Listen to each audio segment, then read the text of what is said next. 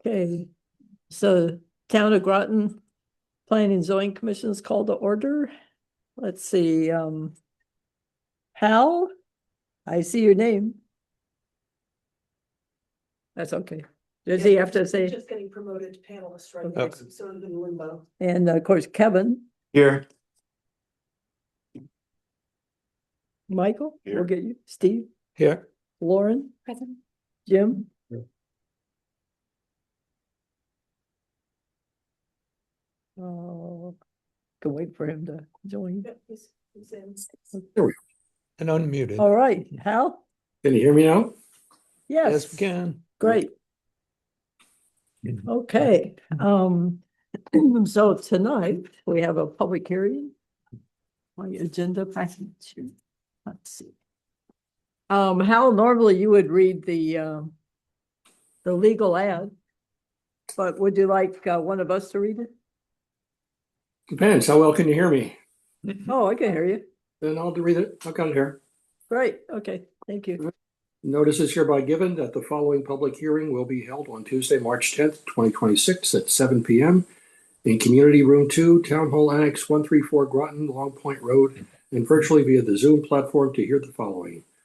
Zoning Regulation Amendment REGA 26-0001, text amendment to amend sections 5.1-7.c, short-term rental to allow short-term rentals in the R-MI zone.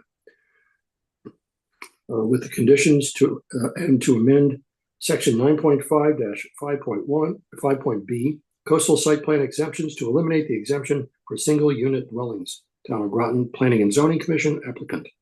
A Zoom link will be posted to the town's website. Meeting calendar applications are on file and available for public inspection during normal business hours at the Planning Department, 134 Groton, Long Point Road, Groton, Connecticut 06340, and at the office of Groton Town Clerk, 45 Fort Hill Road, Groton, Connecticut. The proposed draft zoning regulations can also be viewed on the town website. All persons having interest in the application are invited to attend, comment, a testimony, evidence dated the 6th day of March, 2026, Groton, Connecticut. Great, thank you very much.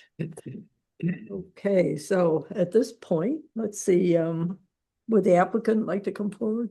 You are the applicant, so I will give a brief overview of the application. So as the legal ad stated, this is an application to amend two sections of the zoning regulations. One being short-term rental to allow short-term rentals on Mouse Island with conditions, and the other to eliminate the coastal site plan exemption for single-family homes. So I'll go through each one for you. So the short-term rentals to allow, amending the short-term rental section to allow short-term rentals on Mouse Island, the RMI zone. As background, zoning regulations were adopted by this commission for Mouse Island in July of 2025. Previous to that, there was no zoning designation. So the RMI zone allows basically residential uses with some accessory uses such as accessory dwelling units or home businesses. This application would, that application, when it was presented last year, allowed short-term rentals with no conditions. So during the hearing, the commission heard from folks and really thought, well, maybe short-term rentals are not a bad idea out there. You did not want to allow them without any conditions at all. So at that point, the short-term rentals were prohibited, okay? The residents on Mouse Island wanted to have the ability to do short-term rentals, maybe not for themselves, but at least for future residents, and came before you with some suggested conditions that are specific to the island. For example, the condition that talks about how many parking places you have to have for short-term rentals, clearly not appropriate for the island. And so instead there's a condition to provide evidence that there's parking on the mainland, that kind of thing. So based on, so this application was sent out to a number of parties, including Ledgelight Health District, okay? And in your packet, you saw some comments from Ledgelight about their concern about the holding tanks out there for waste. and the lack of electricity for alarms. I can see that there are several Mouse Islanders on the call, and they were very quick to point out, no, they do have electricity. It is all powered by solar, and they do have alarms on their septic tanks, but still, nonetheless, I think it's a good idea to add an additional condition here that they should present evidence of pumping of their septic tanks if they come in and apply for short-term rentals for their units. All right, the second part of this application, elimination of the coastal exemption for single-family homes. So this is because in October 2025, the exemption by statute of single-family homes was eliminated by statute by a new state law. So this amendment to the zoning regs will simply bring the zoning regs into compliance with what is the law. So as you know, and as is on the agenda tonight, single-family homes are now subject to your review when they are within the coastal zone. So that being said, two separate sections. Once you close the hearing, if you decide to take action on it, I would recommend that you take action on them individually as opposed to grouped together. And if you decide to approve these, I'm suggesting an April 15 effective date. All I got. Great. So, I guess basically, does anyone, will take commission comments or? Oh, I'm sorry. Yeah. I keep forgetting the public is out there. My apologies because you're not here and you're from Mouse Island. Some of you, I understand. So would anyone from Mouse Island, like to say anything as a member of the public tonight? You do need to raise your hand so we can allow you to speak if you want to.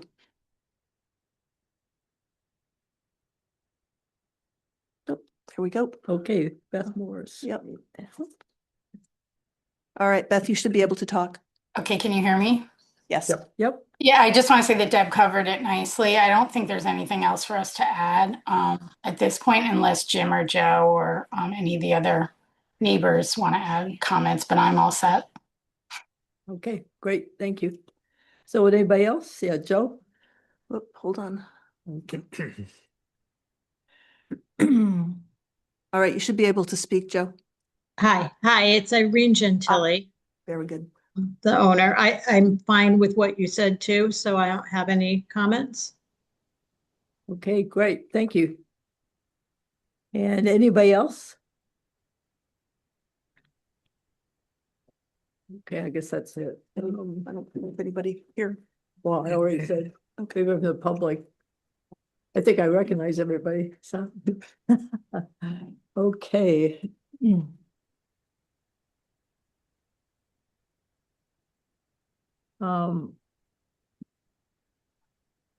Okay, so we could close the hearing now if you're ready for that. Unless, Well, commission comment. Well, yeah, great comments. We don't close the hearing before comment? no.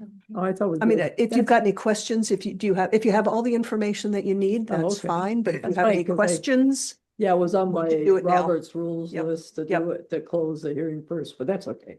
I know I've done it both ways, but it's okay. I actually have a question. I thought that one of the houses did not have an alarm on their septic tank. I don't know. I heard from two residents, both confirmed that I did not hear from the other. Wait, hold on. Go ahead. This is Irene. Yes, we don't currently have an alarm, nor do we intend to rent out our property, but should we rent out our property, we will put an alarm on it. Okay. That was one of the criteria that we. And we don't anticipate renting it, but should we ever decide to, we will put an alarm on it. Okay. If that satisfies staff. Mhm. And us. The question that I have is that it did also mention the sizing of these things, and I don't know, you know, if they're 5-gallon buckets or if it's a 500-gallon tank Right. or whatever, you know. So does That's Ledge two. Light have, I guess my question is, does Ledge Light have a standard or something? I don't know. I don't know. But yeah, the concern is, of course, the shellfish area that's Yeah. close to. Yeah, well, and if there's a, you know, if there is a whatever, however size tank it is, and there's a storm and the thing floats away. Or it goes into a a shellfish bed or something like that, it will cause havoc. Right. And They- so- Yeah, I would like to also be ensured that the tanks are properly sized and secured at some level. I don't know if there's a standard. somewhere. well, that might raise another condition. I don't know if we So- put that on the, Right, so I do have some correspondence from James Malloy, who is the owner out there, who has a 300-gallon tank. Hmm. I'm just looking to see if I have any information from the other folks. Can you hear me? or Yes, no? we can. Yeah, so Jim's actually is a new system, so his is probably it's very similar to ours. We have a 300-gallon strap tank to our foundation. It could not float away. It would have to break through the foundation. I'm not saying that could happen, but that could. And then we have 2 overflow in the event that we are there and we need it. And we have another 2, I think 100 or 150-gallon tanks in addition. So we have almost as much as a regular septic. great, Yeah. thank you very much, Beth.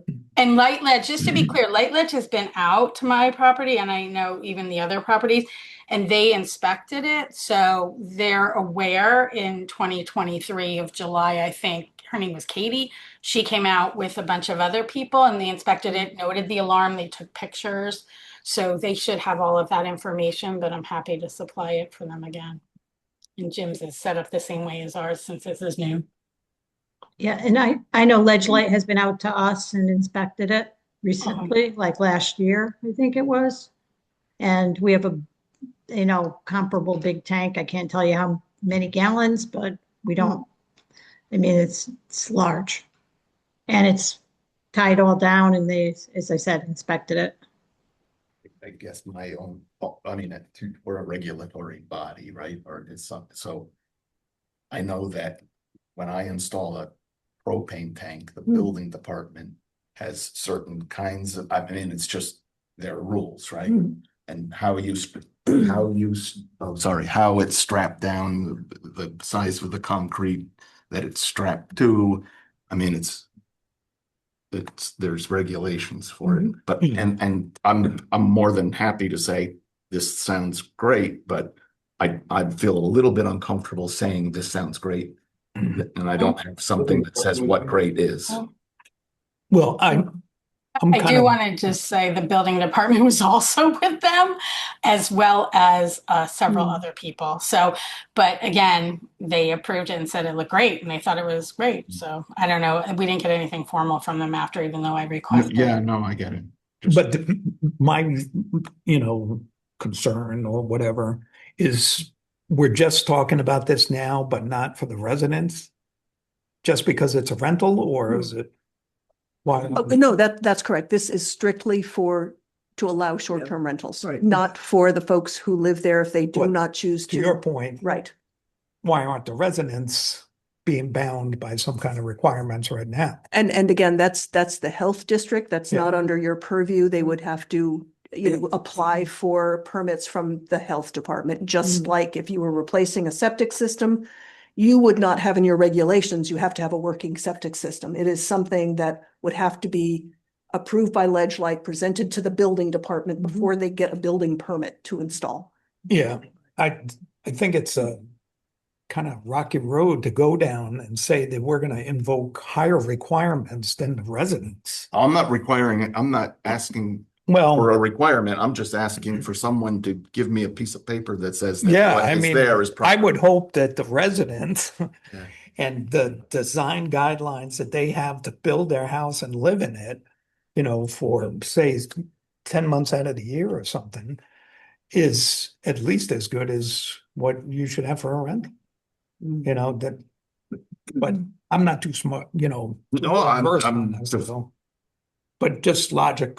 wondering if anything, or if it's just grandfathered in and it's been there forever and this is what is there. They were talking about new holding tanks and a large size. Yeah, I mean, if you built a new house, if you could build a new house out there, would that be allowed? And what would the building department ask? Well, The that's- building department would ask for the permit and the review from Ledge Light. And they would not issue a building similar to a septic Mhm. system. You got to have your So permit is for a that- septic is that system. What, does that letter from Ledge Light constitute a, that it's acceptable? Again, With them. they were only commenting on additional uses out there in terms of short-term rental. They did not have any comments last year, when you were developing residential standards for the island. So with the Right. exception of alarms, they had no problem with it. Correct. Okay, Okay. all right. Hmm. I don't know if anyone else has any thoughts, but those were mine, just. Okay, Kevin does. okay, Kevin? So my thoughts are, I understood Michael's concern, but, our mission, our swim lane is the short-term rental and what Ledge Light said. And I think the residents have given, a positive answer to what Ledge Light has said. So I think it meets the requirement, what was asked by an adjacent, department. That's my thought. Thank you. Anybody else want to say anything? Yep, Hal? I'll kind of, I agree with that, is that I don't think we can second guess Ledge Light.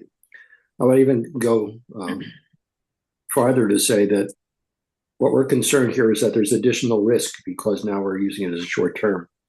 And I don't know if anybody's quantified how vast that additional risk is, even if there was during a storm, a horrible event. One event with one tank and one storm is not, I can't imagine it making a difference. If Ledge Light doesn't think it's going to make a difference, then I can't see it. So I don't think we should be bending over backwards to try to second guess them. Okay, thanks, Hal. Lauren? Yeah, I guess I'm just seeking to understand why of the other 3 residential districts that allow short-term rentals with conditions, they require special permits, but we're not looking for a special permit on this residential district. Like what the reasoning is. It was discussed when we did preliminary review of it, and it was the consensus of the commission that a special permit wasn't needed, given the isolation of the island, and that there are only 3 structures out there. That's my understanding.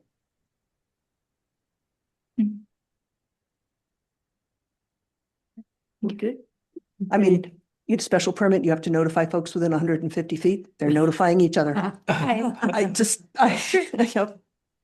Lighthouse out there. There's nothing else with the special permit you think would be applicable here? I don't. Well, here. Well, in a hearing, Right. right? People Yep. within 150 feet. Right. Well, for everyone, it's not within 150 feet too. Yep. Okay, any other comments, questions, anything? All right. So at this point, I guess I'd like to close a public hearing. I'll take a motion. Find someone who's seated. So move. Second? Second, I'll make, okay, second, thanks. Okay, any other discussion? All right, all those in favor? Okay. Aye. aye. Any opposed or abstained? Okay, great, so it carries. Did I close the public hearing? Yes, You did, just you now. closed the hearing. And now any other Very comments? good. Well, we can move on to the consideration of. Yep, I know, but anything else? Comments by commissioners? No, I just wanted to say, I wasn't able to raise my hand.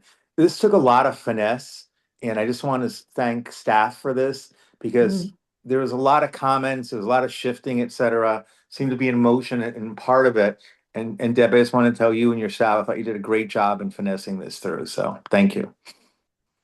Great. Thanks, Kevin. Okay, anything else? You're not commenting. All right, so, So I do have copies of We the have draft a- motion. I Yep. did prepare 2 motions, right? One for each text amendment. yes, If anybody needs it. does anybody need a copy? Sorry. Okay. All right, great. And thanks everyone for your comments and everything, so.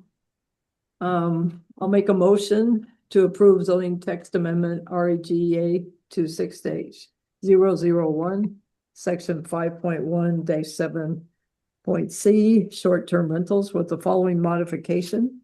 1, addition of condition 9. septic holding tank in the R-MI zone. The septic holding tank shall be pumped once a year, and annual evidence of pumping shall be provided to the Office of Planning and Development Services each April. The Town of Groton Planning and Zoning Commission adopts zoning regulation text amendment REG A 26-001, section 5-1-7C pursuant to the following findings and reasons for approval. One, the zoning text amendment is consistent with the 2016 Plan of Conservation and Development, which recommends that coastal development be managed.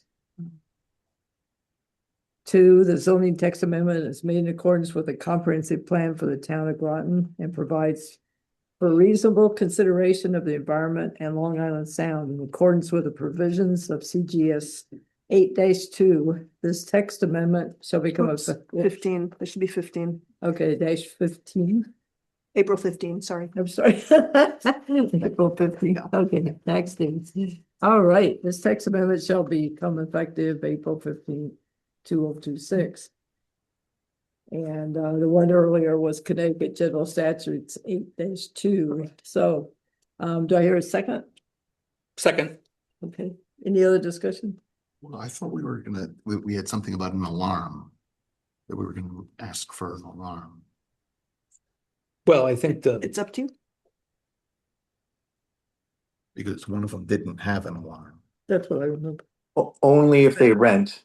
But that was only for a short-term Yeah. rental. yeah, Okay. and That's why it's okay not to have a. Right. Right. Okay, so you can add that onto the condition that's there. Well, Yeah, if, For a short-term rental. Well, yeah, Yeah. that's all this applies to. That's right. But That's just to right. make it clear, That's right, we're not saying the person without it has to go get one. exactly.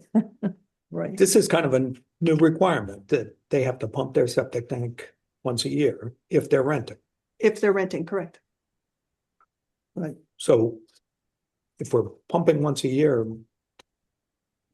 do you think we need an alarm? well, at that, we don't know, that was, my previous question was, we don't know if it's a I hear 5 gallon you. tank or a I 300. hear you. Someone has a 300 gallon tank, yeah, Yeah. you should be probably pumping it, more than once a year, but, or as it's used, you know, or certainly as it's filled. Yeah, it's difficult for us to. Because know. these are holding tanks, not Right. septic. That is correct. tanks. Right. Everything's, if you take a shower, it's gonna be Right. going in. That's there, Or correct. your kitchen It's sink, true. so there's gonna be a lot of volume, you know. It's, and the gray water goes in there as well as. Everything. And it's just held. It's not, it That's doesn't work in the leaching field or anything. Not at all. A lot of water.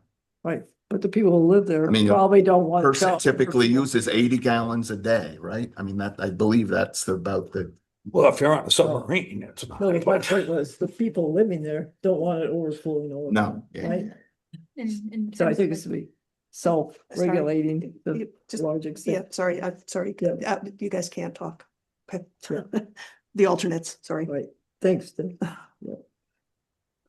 So yeah, so it is to some extent self-regulating, I dare say. Any other comments or whatever, questions? Well, do we still have a Edits? concern about an alarm?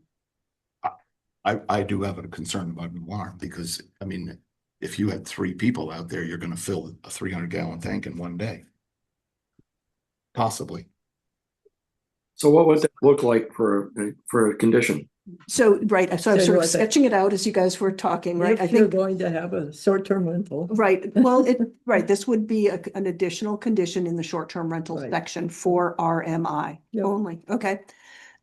So as you read, the addition of a condition 9, which reads septic holding tank in the RMI zone, the septic holding tank shall be pumped once a year and annual evidence of pumping shall be provided to the Office of Planning and Development Services each April.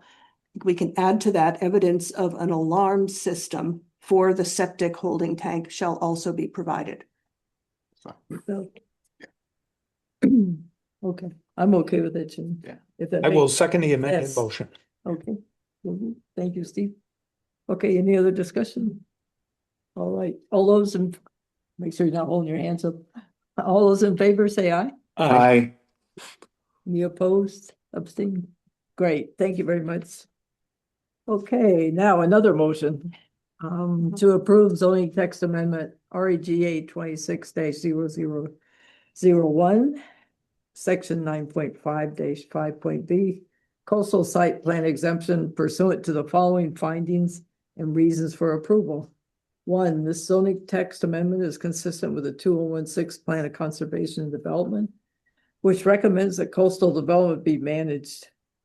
Two, the zoning text amendment is made in accordance with a comprehensive plan for the town of Groton and provides for reasonable consideration of the environment and Long Island Sound in accordance with the provisions of CGS 8-2. This text amendment shall become effective April 15th, 2026. Do I hear a second? Second. Okay, any discussion? All right, all those in favor say aye. Aye. Oppose, abstain. Okay, thank you. Both carried unanimously. All right. Next, we have approval of minutes of previous meetings. Are there any corrections, or first off, can I have I guess a motion to approve the minutes? Motion to approve the minutes of March. This would be February February 5th. 5th, 2026. Yes, thank you. I had one. Oh, well, I heard a second. Oh, Second. sorry. Okay, thank you. So. Any comments, changes? on the- I had a comment. Okay, You go ahead, Steve, while I'm trying to find it. All right. I think I had the same reservations that everybody else had about the future land use map. And all I get is he left the meeting. It made it sound like you were angry. I left. well. So possibly could you put so- in I would say words excused himself from the meeting. that, We should have had a time there too. yes, Yep. but I did Sure. express like things about that the Okay. future land use map Okay. did not have the kind of detail. Yep. Or the analysis that we were looking for. Okay. So, Okay, so you're happy with? Great. And then, yeah, I noted also, I think when somebody leaves, you note the time. The time, Right. yeah, yep. Thanks for page- staying up. Minor correction. My name is misspelled here, so it's no. M-U-S, not Which- M-A-S. Which page? Right on the first page where the roll call is. Thank you. Page 4 of the document. Yep. Yep. At the bottom, it says. So it the is. Commission agreed to remove the proposed vehicular connections from the flume that are associated with an approved subdivision. I think Oh, yeah. we said not to, right? We're gonna keep those. Right, but there were only it's- two. There should be, That's right. Did that. Okay. Yep. That's right, because there were only two. yeah, When but we left. it needs a not, a commission. Right. Not to remove the. No, proposed vehicular what you all agreed to was removing two of the connections that were shown on the flume, specifically the The one one- that is south of I-95. Exit 88. to Exactly, yeah. yeah, Flanders. yeah, I thought I had corrected that, I'm So- sorry.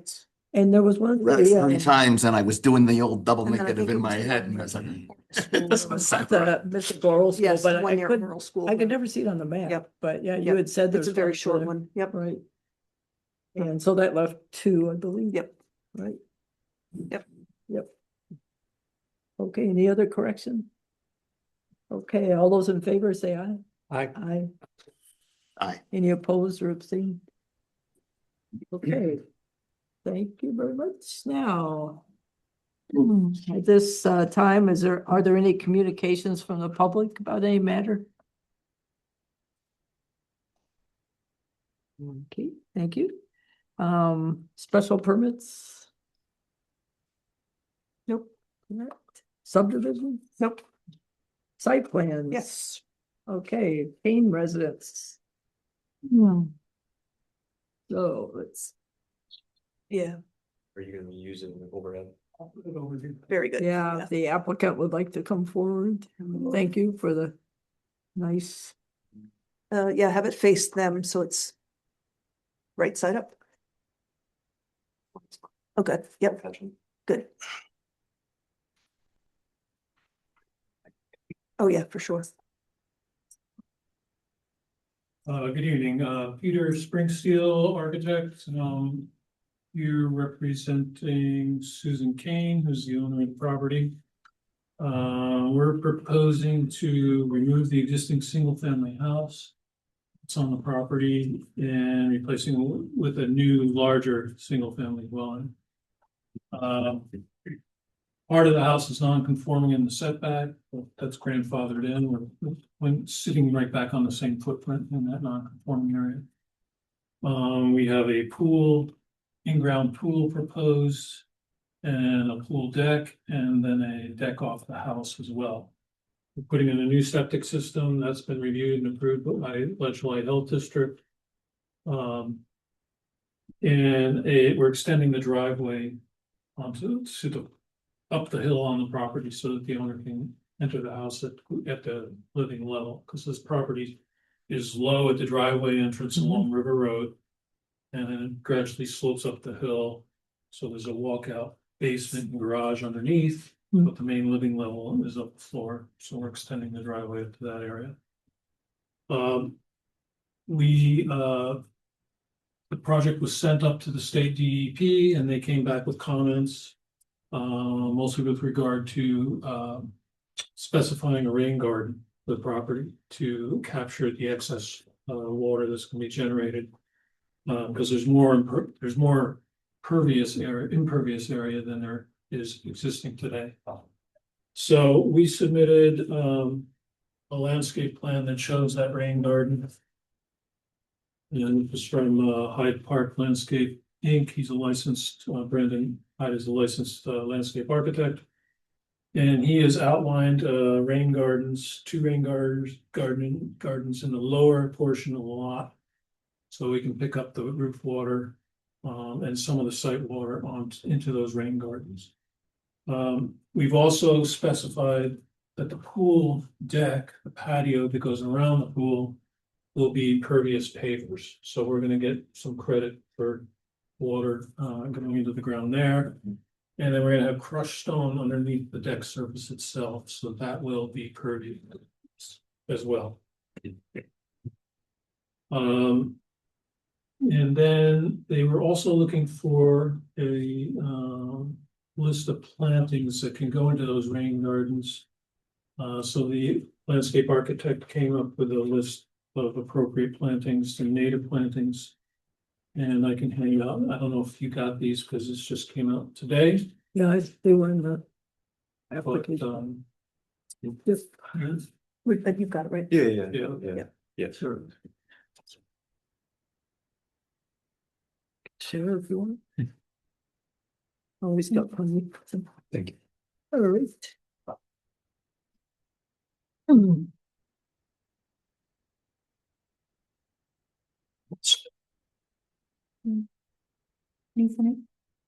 So I don't know if you read through my report. Basically, we've mitigated all the potential negative impacts. The biggest one being during construction. This site would be, because it's on a hill, it'd be subject to a lot of rainwater runoff and mud and soils coming down the hill. So we've got hay bales at the entrance of the driveway, and we've got a silt fence around low areas of the property to mitigate that issue. Essentially, that's all I have. I'm happy to take your questions. Okay. First, I'd like to hand it over to staff. I think. Thanks. All right, thank you. Yeah, so this is what, the second coastal site plan we have? Mhm. First one after the regulations. Well, they're not enacted yet, but this property is in the RU 80. It's right off River Road. It's on the other side of the road, so upland of the water. As Peter mentioned, so this has been a single family residence, utilized as a single family residence since the 50s. I went on the tax assessor information. It looked like the house, says 1960s. But that meaning that nonconformity in that front yard is grandfathered in, like Peter mentioned. Did want to just quickly check with Tom Zanarini to make sure that he was comfortable with those elements in that front yard setback, and he was. The Connecticut Deep comments, they came, if you remember, we canceled our last meeting, so they came the afternoon of that meeting, so we were waiting for a little bit. But Peter and the applicant were able to integrate those comments around the rain garden. In that initial site plan, you'll notice that there's a rain garden in that upper left-hand corner of the property. So those have changed. Peter, there were two options submitted to us. Do you Yeah, recall what option this was? this was option two. Option two. Two rain gardens. Yep. Utilizing the pervious pavers. Yes. To reduce the runoff. So, initially you saw probably more impervious area, so this is less, and this has that additional rain garden and more capacity there. So, sorry, so all the pavers now are pervious? The ones, from my knowledge, and correct me if I'm wrong, the ones for the pool section, I think there's some proposed, it said dry set patio area towards the rear. I don't know that those have changed. Igneous pavers around the pool. Yeah. But then we have the hardscape that comes up the hill here. Part of these will have to be mortared masonry to keep them in place, mostly the landings and the steps. But then there's these other larger landing areas. Those can be the dry set masonry. So they will be pervious. Oh, so Driveway is paved. The driveway's partially paved and partially graveled because steep areas, doing gravel on steep areas isn't a good idea because of the erosion.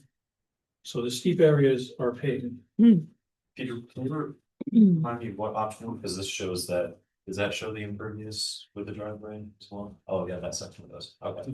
Yep. Yeah. So that orange is the new impervious besides the pool area? This is the impervious area. So all the colored area is impervious. Okay. These are pervious, we're using pervious pavers and crushed stone. So this part of the driveway is gravel, this part of the driveway is gravel. This apron is there today, and it's a paved apron, when you come in off the road. So the gravel here and here, to try and reduce the impervious area. So the drainage is still going, whatever, to the southeast to the, Yeah, that's something good. and I guess staff, do you think that's mitigating it for the DEP's? I would say I'm Request, comfortable with it, yeah. They significantly increased the amount of rain gardens from that initial site plan application, and they did them downslope towards the road, which I think is a better fix as well, rather than just having the roof leader lead to that. What would that be? Southwest corner that it initially was in. So I think the placement and the amount, in addition to the fact that, they're installing all the erosion sediment control, and then I believe there's a stone wall prior to the road as well. Okay. Yeah. And then it wasn't Deep that asked for the plant list. I asked for the plant list just to make sure, because in that initial submittal, there was a plant list attached or potential plant list attached. So I just wanted to make sure that you guys were all comfortable with what was going in that rain garden as well. No, it's a very nice plant list, I guess, at least that's what I think. I don't know, does anybody else have any comments? I have a question. Is the pool access just through that gate on the right-hand side, or will there be pool access from the deck? There will be pool access from the deck, and then there's two gates, one on each end, I believe. And what's the fencing on the deck for the pool access? Is there any issues with the fencing around the deck? For fall factor from the deck to the pool area, or is it kind of level there? That's a level area. Okay, It's fairly level now. We're gonna level it more. Okay. So that whole area is pretty much flat. Normally, I wouldn't put a pool in the front yard, but this is a very unusual lot in that it's up Right. high above the road. You can Sure. See it from the road. Right. Yeah, And it's got a great view. yeah, it's a great idea. I don't think you'll see it. I'm familiar with the Mm. former property, and this is a huge improvement. Oh, sure. So this is significant I improvement to could that tell. property. Yeah, the Right. house was kind of falling into disrepair. Peter, when you call out pervious versus impervious pavers, are those the ones with using the ones with the holes in them, or is it the grout line that's letting? I think it's the grout, it's just the grout. So it's just a Yeah. dry grout and But it's the subsurface material too. Yeah, no, I realize it's just some of those pavers, I've seen them where Yeah, they they have the actually grass have a growing. hole in the grass. Yeah, grows little up. grass grows in. Yeah, so it's not that. Okay. I think Alan's got something. Yeah. Yeah, Hal? Yeah, I just have a question about notice that the rain garden, the first time I've seen a leaching field kind of sandwiched by rain gardens. I just wonder was there any, they're not supposed to be connected, so I'm just wondering if the leaching field is going to leach into the rain garden and bubble to the surface, there's some consideration that we're not seeing here, because it looks like it's just kind of right on top of it. Not on top of it, but right next to it. Good question, Al. I don't know the answer to it, but I assume the landscape architect is aware, I mean, he's gotta be aware the septic system was there on the drawing that he used as a base. But I don't know the technical answer to that. I don't know if staff present. The question for Ledge Light. Okay. Yep. Be a pool. Yep. Yep. Yep. So we can create a condition that Okay. requires Review. conference with Ledge Light. Yep. Yeah, sure. Yeah. That's fine, yeah, on that issue, because I've just never seen it before, and I'm sure there's a way to deal with it, but we don't know what it is. Well, it could also be the elevation. Maybe. Sometimes the Yep. septic systems have to go. Do you know what kind of pool it's gonna be? It's gonna be salt water? Gonna be in ground. I don't know, Stu, do you know? If that's Yeah. There'll be water. Well, there's chlorine pools and then there's, the salt with the Who, do you know who's constructing the pool yet? He only does saltwater pools. He doesn't do chlorine pools. okay. So I've added that additional condition Okay. if that's what you. Anything else? Anybody? All right. Thank you very much. Thank you. So you have that already edited on there? I do. To my chicken I scratch. really hope that you can read my chicken scratch. Oh, God. Better reading other people's So I writing will- than my own. Verbalize them. So the applicant must confer with Ledge Light Health District to confirm appropriate rain garden placement. Okay, I'll give it a try. You can correct me. too. Anybody else want at least part of the motion? Okay, so I'll make a motion to approve coastal site plan applications CSP 25-0006, Kane Residence -1007 River Road with the following conditions. 1, any modification to this plan imposed by another federal, state, or local agency shall require additional review by town staff or the commission, whichever is appropriate. 2, technical items as raised by staff shall be addressed. And 3, the applicant must confer with Ledge Light Health District to confirm appropriate rain garden placement. The commission hereby finds that the application as modified is consistent with all applicable goals and policies of CGS 22A-92 and incorporates all reasonable measures which would mitigate adverse impacts of the proposed activity on coastal resources. Do I hear a second? Second, All for right. discussion. Okay, So we're just asking for Ledge Light concurrence? Was that the word? Yeah, Yeah. confirm the placement. concur, they must concur. The applicant must Confer, sorry. I Confer. couldn't read that. Confer with Ledge Light Health District to confirm, that's a problem, it's a trick question. Both words. Okay. Yeah, Any Right. modification? Just as long as they're getting. Yeah, no, they will. Want to just talk to them. Yeah, Yeah. yeah. And because we received comments pretty late from CT Deep, like we got the plant list today, got the rain garden designs, the options just recently. So right, being able to get that to Ledge Light, even if we had, spotted that like Hal did, it would have been really tough. So okay, Yeah, and just a concern, I'm glad to hear that probably is gonna be a saltwater, but when they use a saltwater and they use electrolytic chlorination, you just have a very small target of chlorinated water, which kills the bugs. But if you've got 30,000 gallons of chlorinated water, that's a different thing that somebody might dump into the river. Hmm. So it's just a good thing the way they're going. Yeah, and the pool, if you reviewed the letter from Deep, the pool itself wasn't the issue, it was the Right. impervious. Yep. Right. definitely.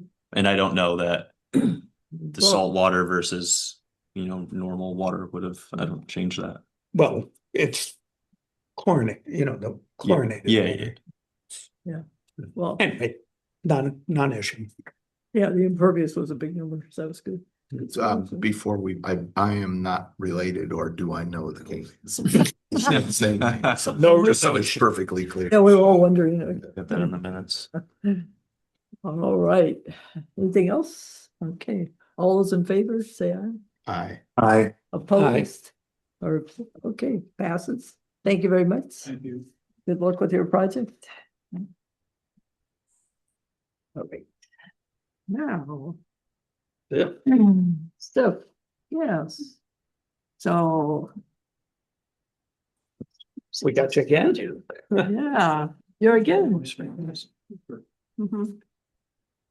All right, if you'd like to come forward and present the latest at SIFT. Yep. Oh, very good. That's okay. Okay, Peter Springsteel, architect again, representing Adam Young, who owns 3 Water Street, which is the property in question. And I think Adam is on the line. He is. We have any questions for him? This property has had several improvements over the last several years. I think we do 1 a year. And in this phase of the work, we're proposing to add a roof deck area to an existing roof. The upstairs restaurant is known as Mix. This roof deck would be off their enclosed area. It would be open to the sky. There'd be no roof on it. So it'd be very much a seasonal space. We're proposing to add 24 seats out there on that roof deck. We've been through the historic commission on the project. They've approved everything that we're proposing here as well. At the lower level, there's been some complaints about the line that forms there. It goes out onto the sidewalk. So Adam came up with the idea of trying to contain his patrons to the patio in front. So we'll probably be displacing some of the seating there in order to accommodate that line. And right now, when you come in off the street, you're coming straight at the door. So in lieu of that, now we've created a new opening in the railing that goes around that first floor deck on a 45-degree angle here, so people can come up onto the patio here, and we've got room for a line to form on the patio. So that's another part of this. We're also going to be putting a new railing up here to be a little bit more in keeping with the architecture of the building. And off of that railing, we're going to hang some potted pots for plantings. Because we're also proposing to add some outdoor seats along the driveway side of the building here, 2, 4, 6 seats. There's still, this is a planting area now, but we'd still be leaving some of that, a piece at each end here and here. So I think Adam's got hydrangeas there now, we can put ones here. And then we would have the pots on the railing at every section, so we have 3 here, and then we have, I think, 4 or 5 in the front here. So we're hoping that will offset the planting that we'd be losing along the side where we're proposing seating here. This seating area would now be pervious pavers to allow water to seep into the ground there, just as it does now. The decking up above, that'll be solid surface. It's already footprint. It's already impervious area. And then we are adding some new lighting onto that railing system. You know, the commission is concerned about lighting. This would be a full cutoff fixture that sits on top of each post. And there's a picture of that fixture type right here. So that would be sitting on top of each post here. And then you can see the pots between each of the posts.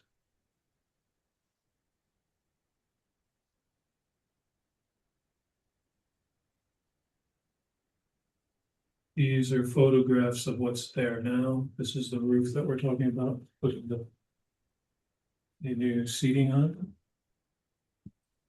So there's no railing there now, but we would have this new railing here. And then these are some 3D images of what that would look like. Here's the proposed second floor deck area. Here's the new seating along the driveway right here. That is the diagonal entrance now onto the first floor patio area. And then this is a landing strip for people in line up without getting into the road sidewalk. Just a question, isn't your goes into door on the right-hand side though? I'm sorry. say that again? Your entrance, isn't it on the right? Yeah, that's the entrance side, that's the exit side, but maybe Adam will change that up so you hit the entrance first. I don't know about that, but that's a good. Can't. Is that Adam? Hang on, I can allow him to. I'm sorry. Al, I'll wait till my turn.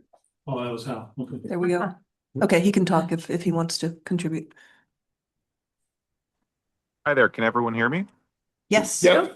So it's not, I know it's not necessarily a matter of volume of folks on the street side. I think we do several thousand people daily at that location year round. I think it's more of it's more to be like appropriateness, more of a cosmetic upgrade. Do I think it'll enhance the flow? Perhaps a little bit, but I think what we have there now was always meant to be somewhat temporary. As when we first did that build out, I think probably 6 or 7 years ago. Frankly, I just didn't have the funds to be able to execute the vision that we wanted to. And now here we are a little bit later, and I think it's a good time. And we're coming up on 10 years at that location. It's the appropriate time to kind of make a little bit of an investment in the facade of the building.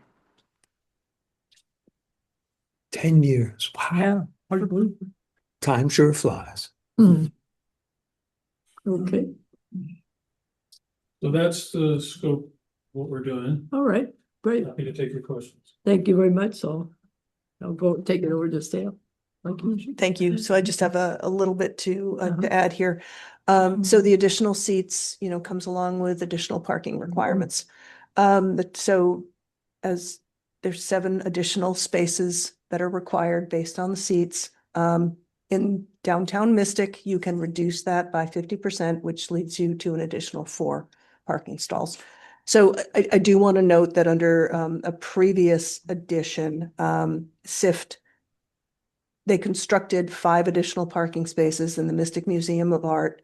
They also have a shared loading zone with the Standard that off delivery time is used for staff. They do participate in the system, the validation system with the Mystic Museum of Art, and they intend to continue that. Thank you. Okay. So do we commissioners have any questions at this point? Yes. Yes, Al, I didn't see your hand raised. Well, you weren't facing me, so I didn't raise it. No, I'll just start with, my favorite, by the way, is, since Peter actually brought it up about the lighting, is you showed the light fixtures and you said they're full cutoff, and I looked up those light fixtures and they are absolutely not, they're not full cutoff. You can see the light bulb inside. So unless there's some other image of a fixture, or a different fixture, then what I'm looking at isn't full cutoff. In fact, it's the opposite. It looks like it's a bollard top, glary light, easily as bad as the ones that are there now. So I love the idea that you're going to get rid of the ones that are there now, because they've been bothering me for as long as they've been there, but it's just not been a priority item. But now if you're going to fix them, I think you need to find some other one that actually is full cutoff, and you look at it and the light fixture is tucked up inside of it, because those will be at eye level, and it looks like it's just a there's just some glass between the light fixed, the light bulb and the viewer's eyes. It'll be, if anything, worse than it is now. The other little one, I guess I'm going to have to be okay with the parking as much as we're not okay with the parking, but he's done so much to try to mitigate what's going on. And I have to have a different conversation on that as to at what point do we just have to stop on the Groton side. I'm thinking maybe this is not it, but we really have to do it. We have to say, look, until we figure it out better. Since we ran into terrible problems, the parking on the east side has increased tremendously. So maybe we got a little leeway there, but we do have to eventually not accept any more into a completely full lot. I'm going to ask, I see it, there's no plans, and they say, no, they're not going to cover up that upstairs deck. And I see where the windows are on above it. It would make it very difficult to do so. But given the history of this property, first, it was just, there wasn't anything there. Then there was a roof deck, and then there was a covered roof deck, and then there was a roofed over roof deck. And so I just want some assurance that will not be that kind of progression with this one little piece at a time, no matter how good an idea it seems to be to cover up those spaces, that they will remain unroofed and we won't be pushing the roof line out to the sidewalk anymore. I don't know if they can. That's a question for Adam. Yeah. Yes, can you hear me? Yes. Yes, I can confirm that. Okay. All right. We have you recorded on that now. I just had a question about, is there any difference in the hours of operation for that outside other than the rest of the place?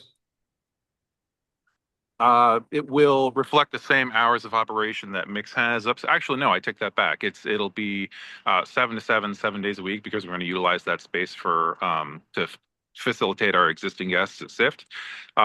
And then I think our cutoff time at Mix is 10 p.m. at the latest. So the latest it'll go is 10 p.m. 10 p.m. Okay. Okay. I just had one. Oh, just a- The new seating that's along outside of the rail there. So are those, I'm just a little concerned that it's like going into the driveway, or that people are going to be walking in the driveway, or are there going to be servers coming out there? So it's going to need another 3 feet beyond that to make it safe. There is a sidewalk that we're outside of. So this is a sidewalk that runs along the curbing. Okay, all right. So It's this- just, I see lines drawn here, and that is a curb that's there. Yeah, that's a curb. Okay. And there's a concrete sidewalk there, and then the seating area is off that side. Okay, so there should be sufficient space for, are those gonna have servers come to them, or will they just be places for people to sit on their own? Adam, you'd have to answer that one. Just places for people to sit on their own. Yeah, okay, all right. Yeah, it's fine. I just, it looks like it could get congested, so. Okay. Yeah, Just a question for Adam relative to the parking.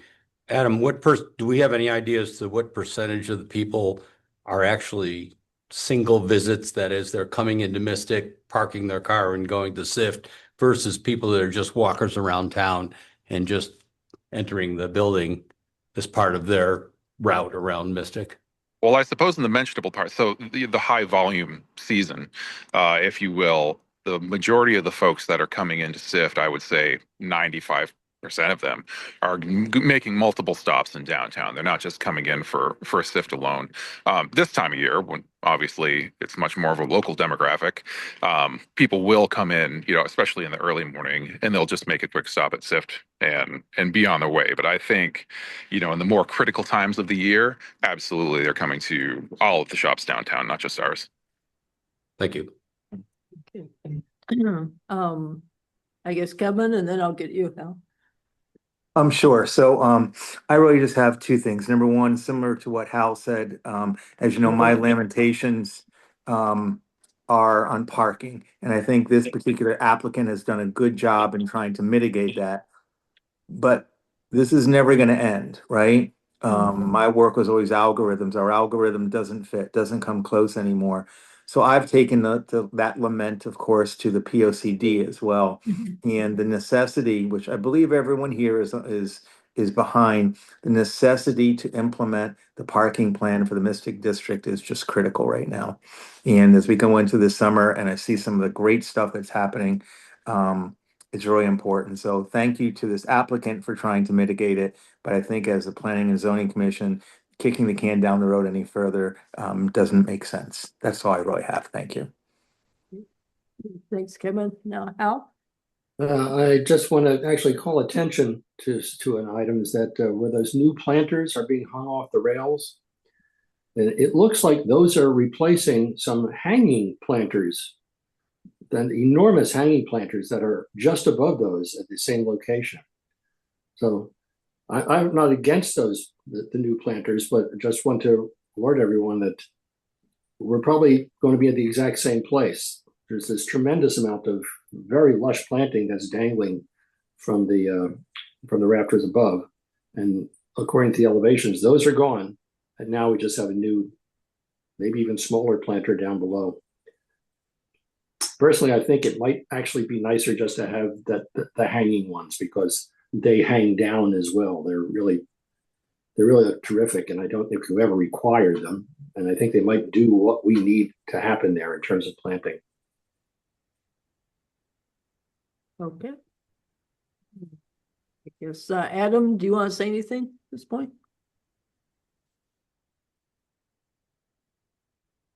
Got my answer. Left the building.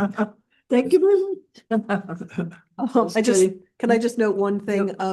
The town council just recently put together their list of priorities for this term, and management of Mystic Parking is on there. All right, great. Thanks for that update. Yep. Thank you, Deb. So important. Thank you.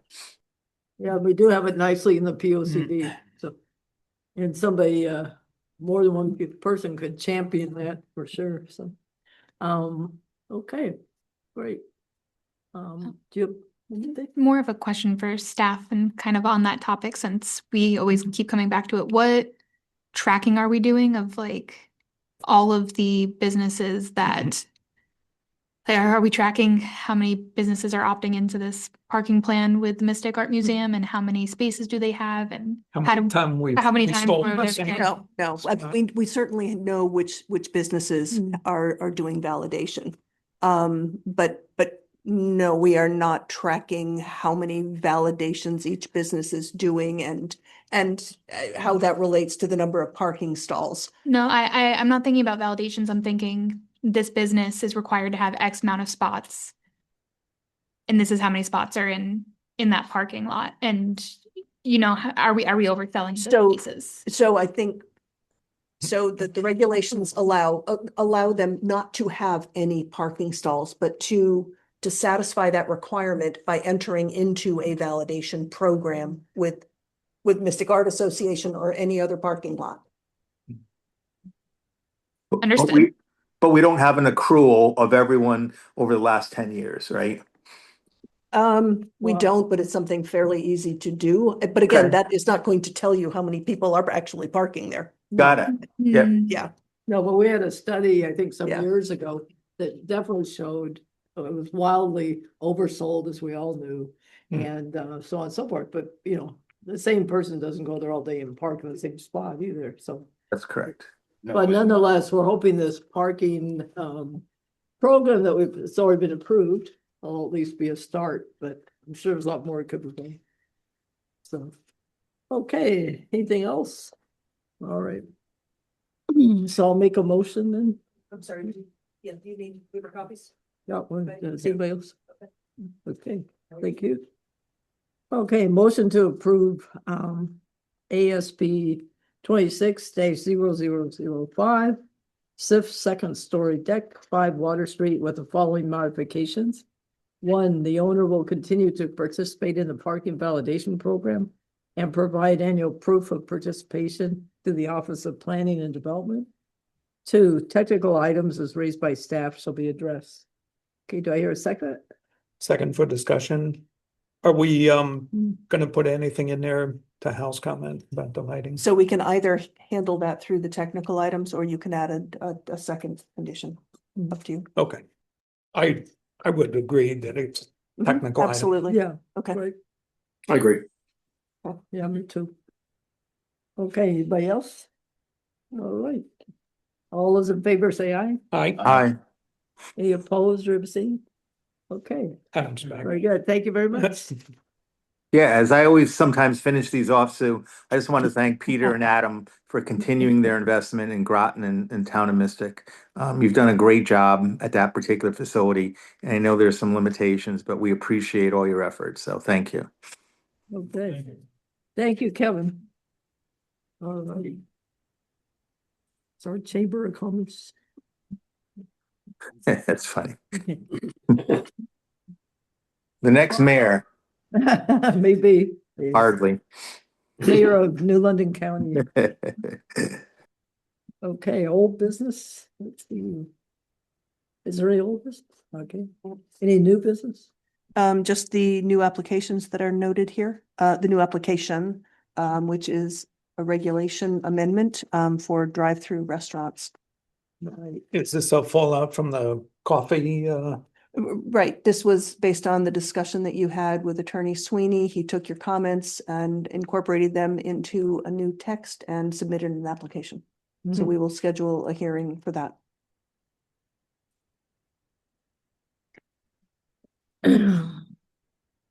And just as background for that, did staff happen to find anything in other towns? Do these regulations exist at all in other We haven't towns? started that research yet. Don't Okay. know. Okey doke. The next, well, Groton housing potential, was that gonna be our discussion? Yeah. Okay. Discussion, yep. Yeah, sure. So, Actually, just one idea. I was gonna make my report because I just wanted to, I'll hit a few things. The report and share if that's okay. Or we don't have to make a motion to change on that one, do we? Unless you're, yeah, if we do, then you can go ahead. I don't want to make this too difficult. okay. Okay, Okay. go ahead. All right. So we had a question about the Groton housing potential, which is the infographic that we asked Camoin to produce to accompany the future housing supply and demand study that the commission has seen at various points. I mean, if you remember back in September, there was a presentation on the methodology that Camoin would be pursuing for the study. October, I believe, was the public meeting where they released it. And then we've had kind of back and forth discussions on the study since, but one of the things that we wanted to do was get kind of a one pager, because I don't know if you remember the 2021, 2022 studies also had kind of an accompanying key takeaway one pager. So this is what Camoin gave us, and we've been kind of producing and handing this infographic out that contains a lot of those high level key takeaways that they found from the study. And just to be clear, because sometimes it gets a little confusing. We first had one study that came up with one number. Then we had an update from Camoin in Yeah. 2023, I think, that came up with another number. Mhm. And then we had an update 2025. Yes. The update in 2025, was that basically what's called the regional housing study? Yeah. Or sometimes the town of Groton? housing study? So sometimes we refer to it, and I think I asked Shannon when we uploaded it to the website to call it like the 2025 Regional Housing Study Analysis or something like that, just to make it clear that this study, while focusing on Groton, also, kind of pursuant to some of the comments we got, looked at that region as a whole in terms of demand and current supply. So then I guess, yes, that's on us. That's on me specifically No, for that's okay. kind of shifting some of the ways that we're referring to it, but it's the same study. No, that's fine. I actually think, since I have actually read all these now. Oh, wait. Yeah. Can you? Because I went through all the work, I did all of these, so I had to sort them all. So I wanted you all to. Just because somebody asked, Oh my gosh, in a binder. even. Binders, some are Wow. black, some are white. Included the graphic in all of them. Whoa, So. wow. Clean one. Oh, The other one. Thank you. Al, we'll have one for you. Kevin, you got yours before you went up to Vermont, right? I did. Thank you very much. And it's very comprehensive. I loved it. So, just, I just want to start, I have a lot of questions on this one. So, and I'm Yeah. not gonna try to just go on and on. I just want to start first with a high level one, which is the basic number that you saw as being the housing demand, or that the Camoin saw as being the housing demand. And it started out 5,000 some, then went up to 6,000 some. I thought that went down to 4,000 some, right? So is this number here, the 4317, that's not really the new number, it was something else, right? No, so what you're seeing there, so there's two scenarios. We asked Comoin in this version of the study to provide more of a range of need, right? Like a low end scenario based upon hiring, based upon some of the assumptions that they had, and then I don't want to say a higher end, but there's two more reasonable parts of this spectrum rather than sticking with one number. And so that's the number that you're seeing, though, that range of 4,000, I forget the exact number, to upwards of 5,500. Yep. 5587, And right? and I would just remind everyone that this is potential demand, right? So this is, the fluctuation sometimes with EB hiring. We've gotten some more information that they're Yeah. hiring a front ending, Yeah. they're hiring a little bit more. So things change. So Well, but I just call out the fact that I don't think the numbers changed. The number is 5587. And what has happened that we've approved 1,270 units for development. So that really leaves the 4,317. That's the units we need to find out before we can build them. yeah, but those units have been permitted. They're not CO'd. No, Right. but still, and that's not always gonna be true. But these are things that we've actively at least have a solution for. And hopefully they'll go forward. I understand some can fall through the floor, that's always the case. But we're really talking about the same number. This number isn't really changing except from the beginning, 2001 or two, whatever it was. Wait, where did it change? 2023? Okay, if you add When it went up, when it went up. add these two together, you come up with 558 something.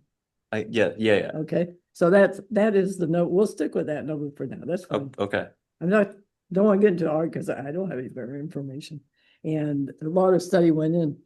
But what is important, and staff gave me, fortunately, a nice spreadsheet, if anybody wants an Excel file, that really shows where we are at every single project that we've approved and where it is, the name of it and all that good stuff.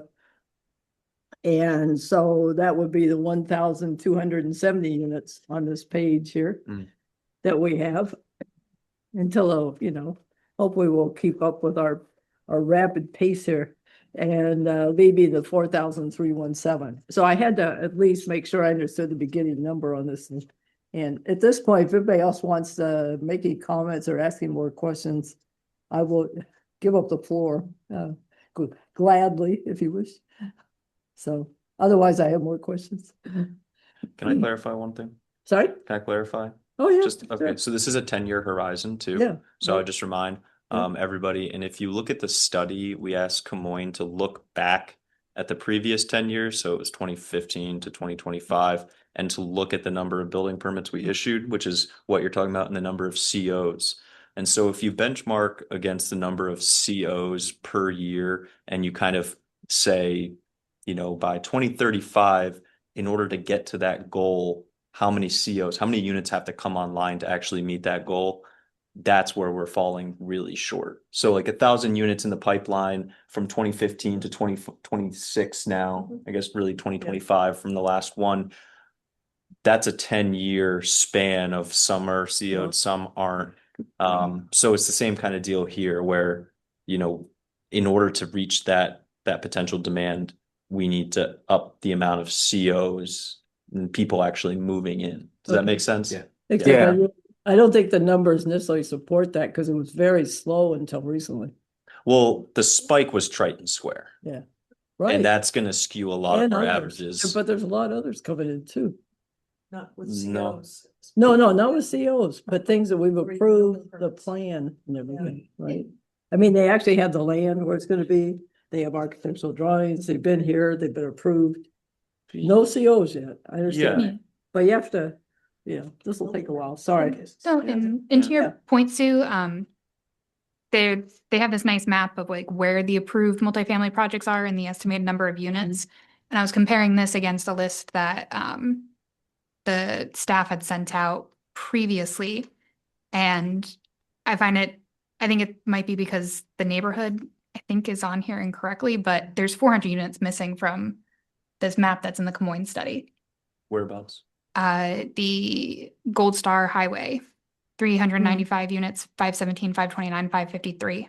Probably due to the fact that we were completing this early in the fall, and we just didn't integrate those. Yeah. But they're captured in the permitted units. They should be. But Well- in that map, they might not be captured. I mean, That's odd, but it's significant. Huh? I mean, in the number of units, they're significant. Are you saying that they're not captured in the total number of units that Camoins, or just the map that's showing the location of those units? You're on Let me page double 60 check. now? Yeah. Well, Okay. yeah. I have- You can grab the stuff. Yeah. You have the study right here. Go to page 60. Is it? I'm just getting. This is really Hold on, handy let to me- have this thing. Let me just double check these. So 517 Gold Stars over by the Gerard Nissan, right? Correct. That's the Walmart one, right? What was going to be Walmart potentially. I see 395 units for Columbia Crossing, but that's over in Pequannock Bridge. No. No, That's- that's Gold Star. That's Yeah. Gold Star. Yeah. So we can Okay. ask Camoin to revise just the map section. Okay, this list that I'm seeing from staff, it says it's in Pequannock Bridge. Maybe No, it's that's Columbia Gardens. Yeah. Columbia Mhm. Gardens is, Pequannock Bridge. I think that's, if you go to page 60, you'll see Columbia Crossing Apartments 395. Right. But nothing about the 517 Gold Star Highway. The same address. Yeah. It's 517 to 571 Gold Star Highway. Because it's 4 lots. And the Columbia Crossing Apartments are, Is that, Yeah. are those properties? So it might Then just be an what's the- addressing. I was gonna say, then what's the one in Pequannock Bridge you're talking about? It's 0. 38. Yeah, right now it's 0. Right. Fort Hill Road. It's 138 units. Right, That's by the line. and that's down By the there. library. Yeah. Okay, Yeah. That one. So I mean, I'm just getting these confused, confusing yeah. nameology for Yeah. sure, but Yes. I think it's all captured there. okay, 'Cause, yep. Yeah, we went back and forth quite a bit on making sure everything Right. was in there. Yeah, that's just me getting confused. But I think it's good, we're all gonna, at least we want to keep up with Yeah. the pace and see where we are. Do some of these, like So- Grosdick Drive, do we not know that they're not doing? Like We- it seems like it's fallen through the cracks. We don't, no one has said, we're never doing this. Yeah. We've not had that, but we've Right. definitely, we've had modifications that have reduced the number of units. We've not had any preliminary discussion with someone who's buying it. We don't have any building permits, so Yeah, okay. Yeah. I mean, these, we improved it Right. and then we, Right. that's what we do. That's right, and Yeah. maybe it pencils out for people and maybe not. Right. And this is the same approach that Camoin took to the outlying areas in the region. Uh-huh. It's like, it's in the pipeline, but like, Yeah. it's really hard to say that's gonna meet any kind of need because we don't know. Yeah. We know as much as we know when we're talking to them about stuff in Groton, but no idea what Well, things are yeah. floating out there Well, elsewhere. I just have a different perspective, but that's fine. Okay. Yes, okay. Kevin, Yeah, so one of the issues that you're talking about now is my same issue, trying to work an algorithm. The issue in business typically is you look for a yield, right? And to me, it's very difficult to take our developments, recent multifamily developments, or the COs that we've already approved, however we did it now. And to say, okay, a percentage of these are going to be here by 2026, 2027. That's a normal business process, right? But we don't have control over that. So it's a really difficult one. So the best thing we can do is when great projects come up, as we've done, to move them forward, and or to make some changes starting on like page 61, where you see a lot more of affordable housing that takes place in some of the other towns. Particularly, you can see in Waterford, even Old Lyme, et cetera. And it seems like as we look to have impact for something that we can control, because we can't control that yield, we're seeing these long extended times to build. The one thing we can control is, and I put it within the POCD, is town-owned properties. It becomes critical, in my opinion, to shrink this number, and also inclusive as far as affordable housing. So that's what I came up with, and it is, the hard copy was actually really good on that, Bryce. It kind of brought some of those thoughts together where, I don't know, if that's just my thought for the moment, so. Yeah, and it's important to note too, a lot of those surrounding areas are still subject to 830G. And I so know. the That's majority right. of the multifamily that they're seeing That's right. is through that 830G process, which doesn't mean they're all affordable, right? No. But they're not necessarily as permissive as us with regards to being able to do multifamily without 830G. Yeah. And I actually asked that to John some time ago. We're in a favorable position as far as 830G, and the new 830G came out as far as percentages, and it seems like we've enhanced our position, right? But at the same time is we don't get any of the 830Gs because for that reason. And so therefore, could you make the correlation, Bryce, that we need to do some work in that is analogous or has a correlation to 830G as far as some zoning changes? I mean, I think there's an argument to be made, but I also think that we're awaiting some of the work from the COG, right? After Yeah. this last the passage of that bill, where there is going to be a conversation amongst all the COG communities with the COG, but there's going to be an allocation.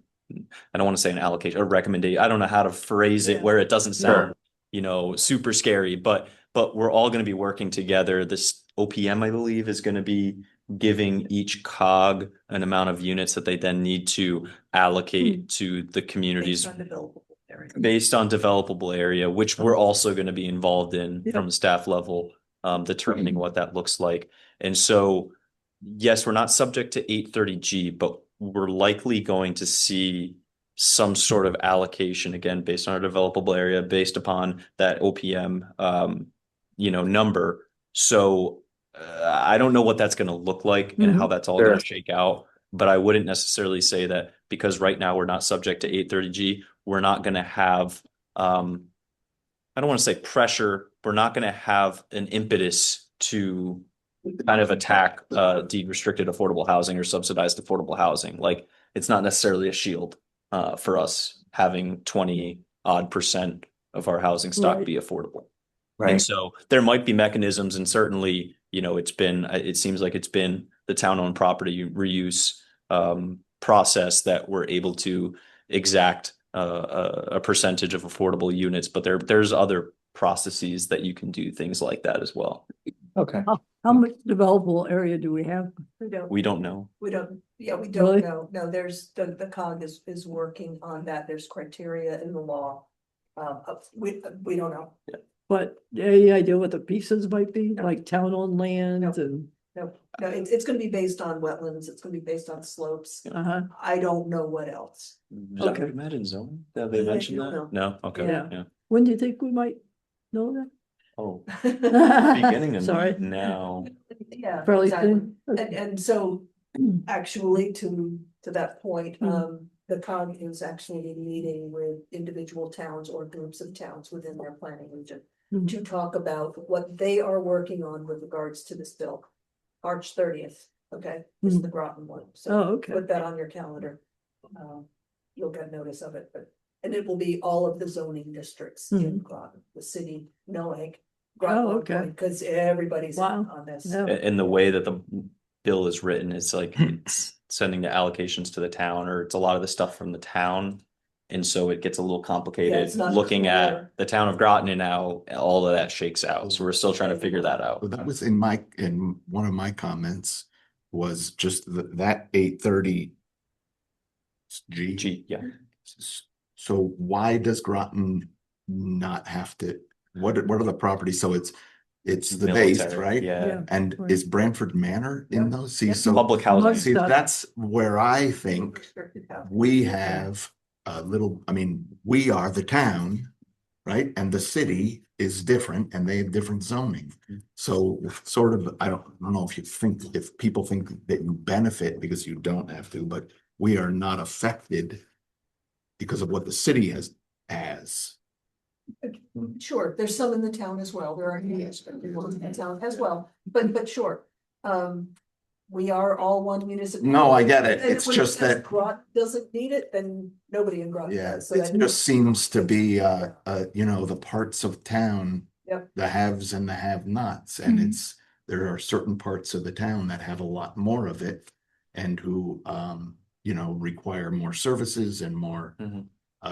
you know, the entire school And I for think, those kinds of things, and I just want to make sure everyone's aware of Yeah. that, you know? Well, I think part of it's I just available. wanted to point out too, on that study, there's a page that actually lists all the, I was surprised to see such a list. But it's the project-based subsidized housing units, town of Groton. And Mm. it's really a nice breakdown. It's on page 50. Mm. You know, because I thought I knew about a few, but this has an enormous amount. I mean, some at the end lamp ones, but nonetheless, some of them are pretty substantial. And I think this way, it's good to know what we have on this, and then some of these individual places, such as the Mystic River, Homes Congregate, and maybe even some other grassel gardens type thing. There's room to expand, there's room to add buildings, there's town land that could theoretically be used for that. So there's a lot of potential, even though we have quite a list of this. I don't think anybody's really opposed to doing more, because the waiting lists are the longest for this kind of housing, you know? I mean, 10-year waiting list plus, that's amazing to me. You know? I'm just gonna. I think that we really need to concentrate on getting it in the town, Mm. because, I mean, there's 580 of these, you know, a big percent of it are right next, are in one very small area, and it's very concentrated. I mean, that's good in some ways. You can provide the services. Is that Branford Manor? Or are you counting? Branford Manor and Okay, Groton just wanna make sure Estates. Yeah. Not Right, the so middle. both of those Yeah, are, yeah. you know, Yep. eventually in the same place, and I don't know if any of you ever have an opportunity, drive into Branford Manor and go back there and see how much there is, because you probably don't have a lot of reasons to go back there, but it's pretty impressive. Yeah, 41. The size of it is It's a lot. immense, you know? I I hit my think- golf ball back there sometimes, right? Yeah. Can Um, I just go back to data for a second? Yeah. Raw data. Yep. So I'm on page 89. And it said electric boat hires through 2035, so 10 years ahead. And they're talking about net new hires, Mhm. 5,400. Mhm. Yep. Then the question comes in about Groton. Right. You know, so Groton, again, on the same page, they only talk 35% are gonna be in Groton. Yep. And that breaks down to 773 to 1,200 new households Mhm. or new living spaces. Hmm. So when you see our potential Yeah. of build outs that we're gonna have, granted, no COs yet, Mhm. but I mean, are we in that bad a shape? Yeah. That's basically my question on this sheet. So Yeah. the big, huge caveat. 5,000 over here, Yeah. but then that's not all Groton's problem. So, okay, two things I'm going to hit on. The assumption for the Groton capture of EB hires has remained the same across 2021, 2023, 2025. Just Okay, can't. Is that because we currently have about 35% of EB employees living in Groton? that was, Can't do that. I've got Changed. the, Like we have Here. 82% commuters, I right? think the crystal ball. they've certainly talked to EB to get understanding of where their workers live. Mm. Beyond that, I can't answer why that 35% was landed on initially. We had those discussions back in August, July or August with Camoin where we're going through the methodology. The other thing that is really important to mention is when Tom from Camoin talked to EB this go around and asked for that 10-year horizon, they really didn't have much beyond like 5 years, 7 years. Like it wasn't a full, Oh. at least from my understanding, correct me if I'm wrong, a full 10-year. You really can't forecast hiring. Contracts. Exactly. Yeah. And so they took the most concrete expectations for hiring and used that in this 10-year potential.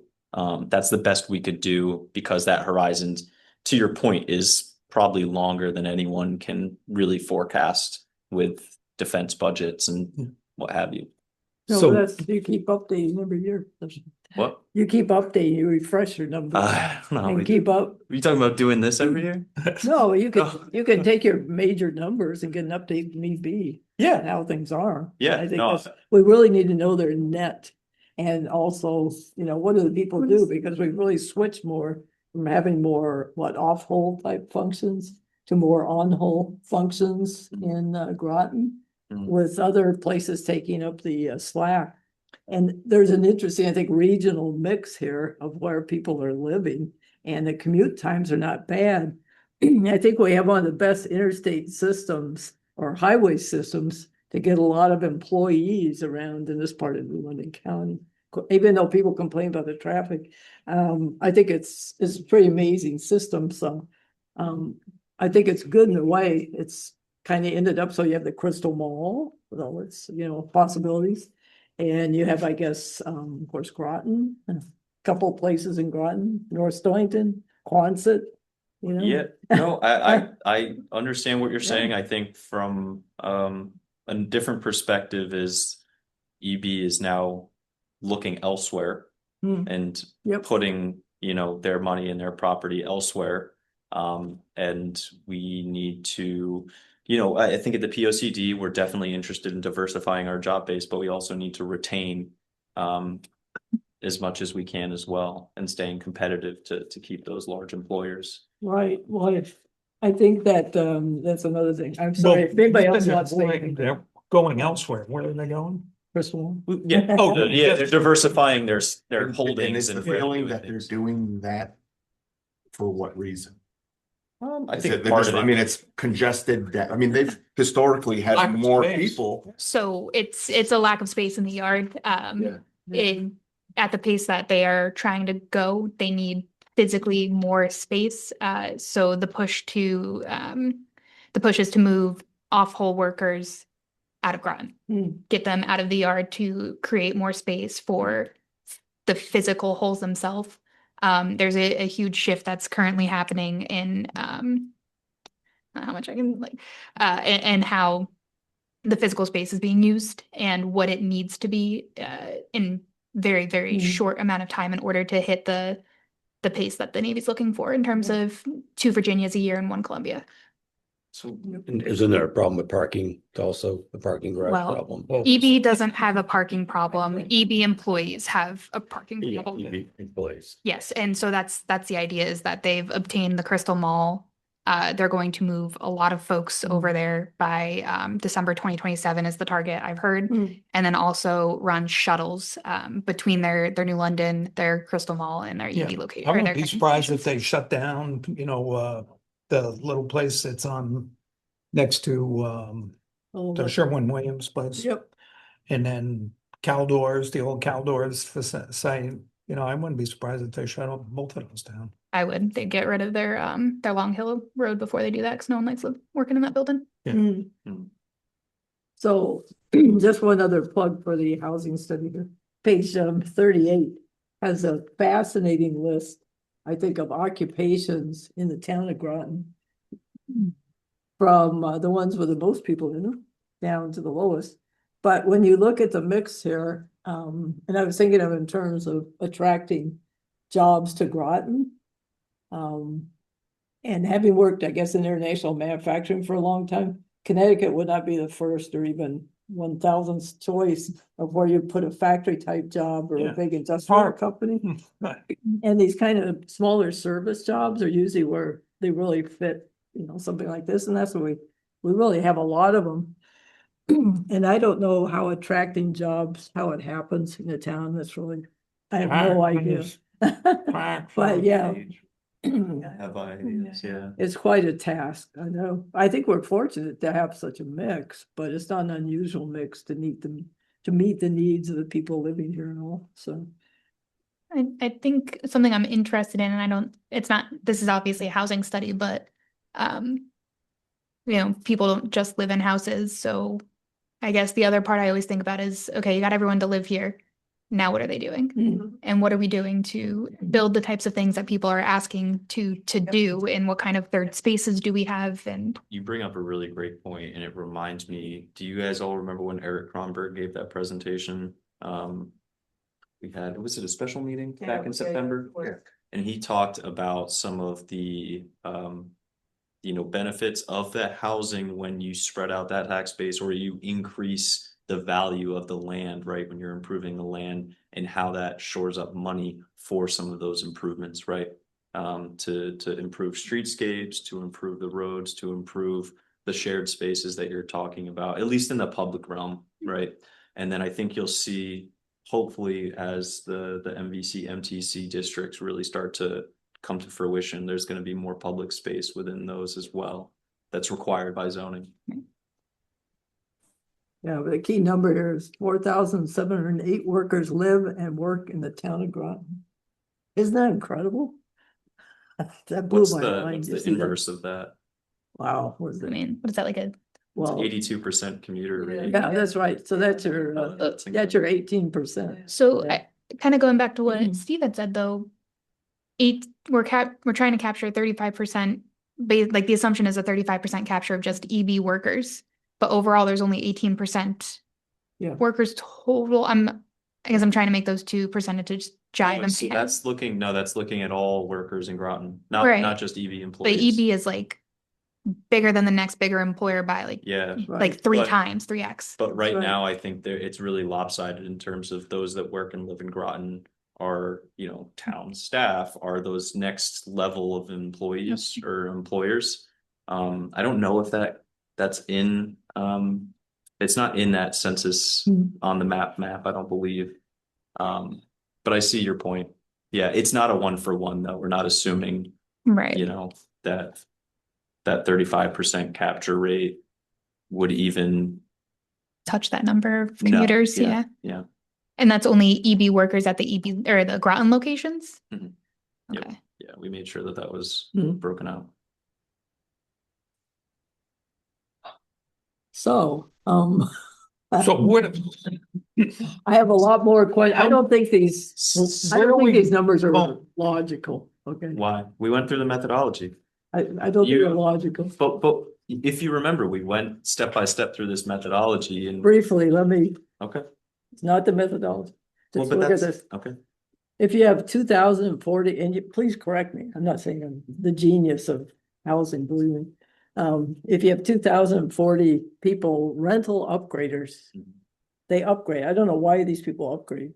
But say this many people get to something nicer, Yep. but then, From a one bedroom to a. Or they're doubled up. Okay. You know what I mean? but then you have the places where they were, that you're housing, right? Mhm. Those are empty Yes. theoretically. And we talked with Camoin a lot about this, and there were some assumptions, that, and I think Hal zeroed in on this when we initially talked about it as well. That backfilling of those units was one of those sticking points in this methodology, for sure, that we weren't. You can make arguments about decreasing household sizes still. That with those freed up units, they're still decreasing household sizes, so increasing overall need. But no, I see your point, and that's one of the things that we really brought up to Camoin a couple times. Yeah, I think it's a big problem it's, myself. considering that it's 2,000 Yeah, and it's a big 5,000. problem. Yeah. It's a big problem. And also, there's similar sorts of things. Potential recapture commuters. I love that one. I don't know how we're gonna recapture commuters, but 1,000 of them it has here, 1,008. Over 10 years, if we're able to produce more housing that meets their needs, I don't think that's unreasonable. I I commuted my whole life, really long distances, and it was always because the job was great, you know? You're willing to go farther if you have a better job, I dare say. But there's also here, we have a wonderful, I think, mix of communities. Some people, a lot of people that I know, they wouldn't live in Groton if they had free housing, I don't think, you know, they just don't like, they call it the big city, which made me laugh, having lived in New York City, right? But I think that goes kind of to what I was saying was Hmm. I do something besides work and sleep. And what does Mm. Groton have to offer me, Yeah, my family, right. my peers? Yeah. And I think Groton honestly struggles and really falls down on Mhm. that. You don't think of, I want to hang out tonight. Where am I going to go? Maybe you'll think Mystic, but Mm. you know, But outside of a big city, it's really hard, right? I would challenge a lot of people to find a place that has the jobs, has the housing, and has all the amenities that also has the population square footage or square, mile area that Groton has. Like, Mhm. it's really hard to find that mix. I think Ledger but does. to that end though, and I think about that a lot. Yeah. I think about the kind of like the convergence of Mm. all of these elements that Groton does have that's great. And then we're still not seeing the types of development that you would expect with the job growth and even just kind of, I mean, I don't think that we're super affluent, but we're also not, doing the worst in the area. We have struggles, I think. But I'm just wondering, like, we're not seeing the growth that a lot of people would expect out of Groton, especially being more of the urban environment in the southeastern corner. Like, but why? I think a lot of it has to do with diversification of job sectors too, and getting more employers here, right? That, if you remember, and I'm say Page again, that was one of the things that he really championed was employers are looking, when you talk about the Trader Joe's, they're really looking for housing that's available for their workers, right? And housing that's available at the price points that they pay wages. And so there's that element too of that acute need of needing different and large employers here as well to kind of infuse a lot more capital and thereby allowing more of those third spaces. But again, all we can control is like for the third spaces, town-owned properties, really. I mean, even non-third owned spaces, right? Yeah. Entertainment. Yeah. I think someone said to me was, they live here in Groton because of family, but otherwise they wouldn't. They have a job in very well paying job in Hartford, but they would love to see Groton be more like a Stamford where you live and you train into your job and then come back and enjoy the amenities and you have kind of both, but obviously a train's going to be And this is difficult. why we're not trying to capture 100% of commuters either. Yeah. Right? Because it's not realistic and there are preferences that are aligning with exactly what you're saying. Well, also, Well- there was an article in the day with all the median housing costs just the other day. I don't know if anyone saw it, but Yep. I mean, depending on where you are in your life, you're gonna either want to find housing that is less expensive, or you want to live a little larger, or live really large, or whatever it is, but that's gonna affect where you live as well. And I think that in southeastern Connecticut, I mean, the towns that are more expensive to live in, housing costs, and where it's less expensive to live in. People are I think we've got to kind of think of this as more as a regional approach. That's why this is a regional approach. And I know myself, and that when I want to go out and do something, That is the infographic. That's not the study. That's just the infographic. That's bite size. One more point that I'm gonna let house guys handle. To that number, I have a 2040 rental upgrader Yeah. that would create more. I think you have the same issue on the 357, living in obsolete units. No, that's directly from census data. Well, So what happens to the obsolete, if they change from the obsolete units, the units are available? I mean, what's Well, there's obsolete to one vacant, person? vacant. There's like a castle to another person. Isn't it? No, I don't agree. Well, you have to show me, and I'm. Well, you Show me went the through the data. methodology. We went through it. I can give you a copy of the presentation. It may be presented in lovely colors, but I don't. It think that's was. what I have the colors. They're all fun. I literally printed out the presentation because I knew you'd harp on the methodology. But No, it's the wrong colors. no, I'm not doing any different colors. This Just, right, okay, right sorry, from the okay, horse's let's mouth. let Hal jump in here. We can continue this. Well, kind of going backwards in terms of the obsolete units, I'm okay with that because obsolete units you knock down Mhm. and you build. No, I don't agree with that. Otherwise, it would be an upgrade. Otherwise, it would No, be. you know what? I think we have to see some cases or what really happens in the real world. You know? Okay, but then we'll I'll have. bring you to my street, Sue. I've got a house that's been abandoned for about 20 years. And the family just showed back up. You look at that house. We gotta, yeah, I believe it. And so Kevin, or Hal, are you finished or? it's gotten off the rolls in some way or other, and so it's not good. So then it becomes a new house. The other big number I'm okay with, though. I'm the one who brought it to attention. But to the point of where do you go to hang out kind of idea? Being a Mystic resident, that's why we moved there and kind of changed. But happily, for the time being, I think we still have a great opportunity over the next coming years because not too many people around here would say, let's go hang out. Except for sailors, they're not running over to Waterford. They're not saying, let's go hang out in Ledyard. They're not going to hang out in any place, even to Stonington. Maybe they'll go to a Go to restaurant. Westerly. But that's about it. You go to the casino, you go to Westerly. I don't know. But so there's a few things. Westerly is actually doing a great job, and They still are. hanging out there to be done. So I think we still have a great opportunity for our not going anywhere downtown. All it takes is maybe just keep up the pressure and hope for the best. But I don't think it's that people aren't moving here because there's no place to go, because there's no place to go anywhere around here. Oh, I don't think that's true at all. I don't think that's true. Can't say that. Wait, I've lived here Kevin. long enough. Wait a minute, Kevin has the floor. Yes, Kevin. No, so I agree on a lot of that, and I think this really fits in very well to the POCD. For instance, what do we need to do, right? And my belief is to make it a more vibrant community, we need to take a look at much more mixed use in, downtown centers. We need to continue to create that.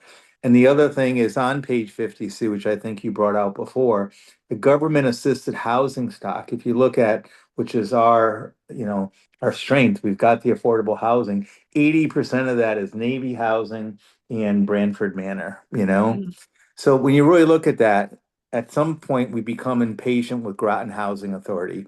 Yes, they're our number one opportunity, and yes, they failed us.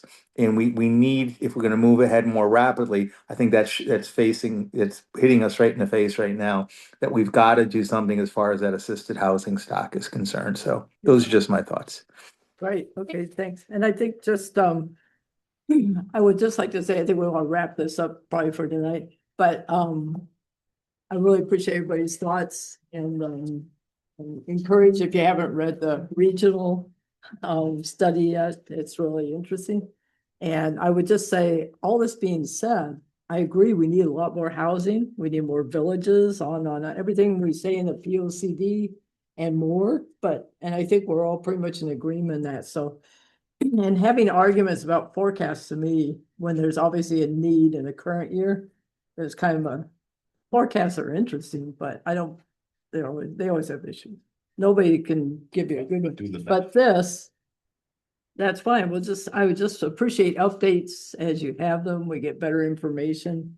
We'll all keep up to speed. And I think we're pretty much in agreement. There's a lot to be done on the lower rungs of the Groton Housing Authority. And going to that presentation before this one was what was interesting, because ECHO, that company, or that nonprofit 501c3 that's going to be doing the school has in fact done things with Groton Housing Authority and some of the other big players in town.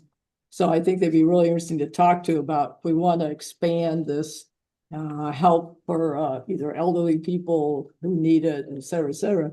We have actually someone that the town's already working with that has experience. And if I can just add, because it's a nice through line. Part of the bill that was just passed has a program specifically for middle housing available only to housing authorities.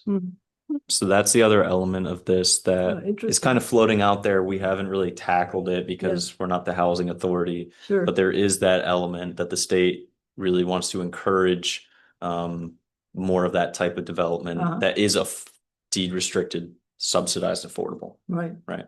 Yep. Is it specific about whether it's just like senior disabled care versus family? Because that's what stands out to me about that chart is that removing Navy housing, the majority of that is not for families. And I think that that's a huge need that's not addressed by the affordable housing that's getting built anywhere. Okay. Well, good for now. We're good. I have a lot more questions. Don't worry, Bryce. You come in anytime. Yeah, that's fine. We'll take a long But walk. is the point, I mean, to comment on this so that it gets changed? No. Sue just wanted to know, give it. Yeah, Yeah. that's absolutely right. So this is a snapshot in time. It tells us, are we going in the right direction? Or A snapshot in time, yet it's also a forecast in the next 10 years. Let's call it that. Snapshot in time of data that we have forecasting into the next 10 years. Yeah, Right. that's right. And we all know we have needs and the state's doing things. It's gonna be very interesting, And we're very complex project. They do something in the direction. We're up to it, then, I know. Just a couple of things quickly. I don't know if everybody knows, we have a more recent draft of the POCD. It's on the town, planning department pending land use application section. And I encourage you to take a look at it. Well, it's almost the last chance for any comments, but, No, but no. no, but it has new maps and new, it has some very interesting new things in it.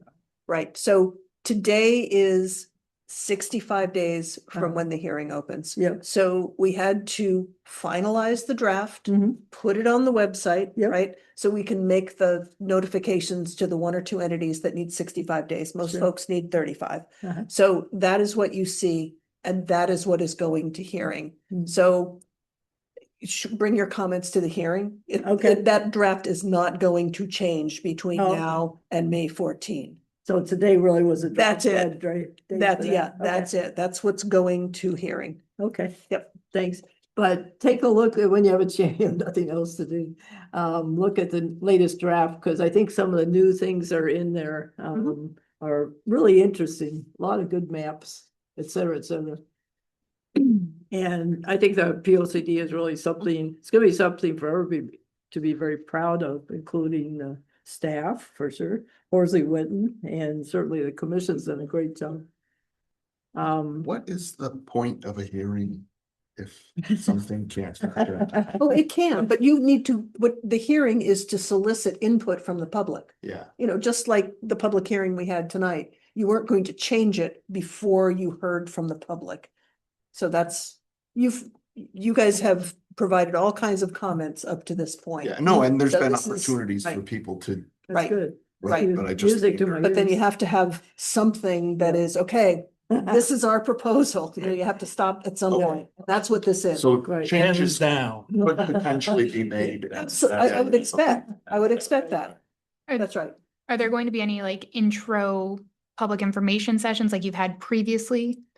We Prior haven't to the scheduled public any yet. hearing? We'll talk about that. We Yeah. haven't scheduled any at this point. Mhm. So just to follow up on that, what you'll see on the Groton pending land use applications are 4 documents, right? There's the baseline report, there's the text that we've been working on, there's the implementation matrix, and then there's the future land use map. If anybody needs paper copies, let us know, but let me warn you that a full document is going to be 300 pages. Mhm. Okay, it's the baseline report is 200, the narrative plus the maps that are in there is another 100.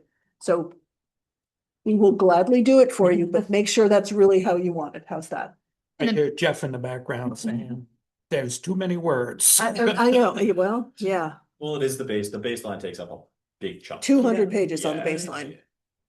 Just the basic information on a whole lot of things, yeah. 200 pages. So, one thing if you would all think about it too, in the next weeks and stuff.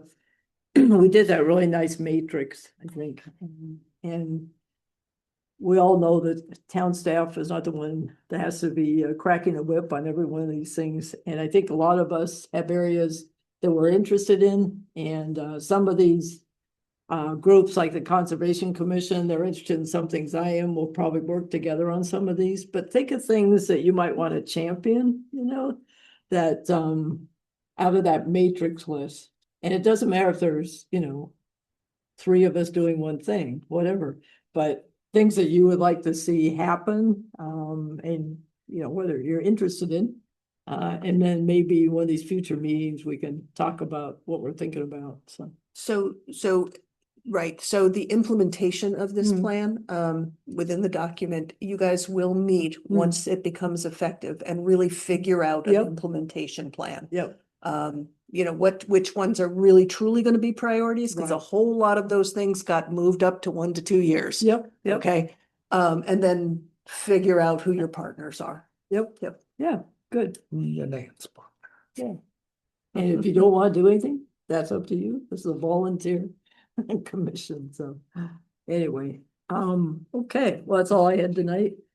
If anybody doesn't have anything else, well, let's see, wait, wanna didn't make have a sure- report of staff. Yeah, I just want to make sure Yep. that the 30th of March is on everybody's radar. I don't know what time. It's probably going to be 6:30. Okay. It will be in this building. Uh-huh. It's a public meeting, but it's essentially a seminar that the COG is going to hold with the idea of you all can ask questions. We're going to talk about zoning amendments that need to be done before the end of June. Fairly minor for Groton, I'm happy to say. I don't know Okay. about the other zoning districts. I don't know. 30th of March. Yes, it's a Monday, right? Yeah, and what time is that, Deb? It's either 6 or 6:30, but they haven't decided yet. They're talking to the City Planning and Zoning Commission right now to see what works for them. Okay, So it thank- will not just be planning and zoning, it will also be town councilors, Good. and executive board, I guess, from NOANC.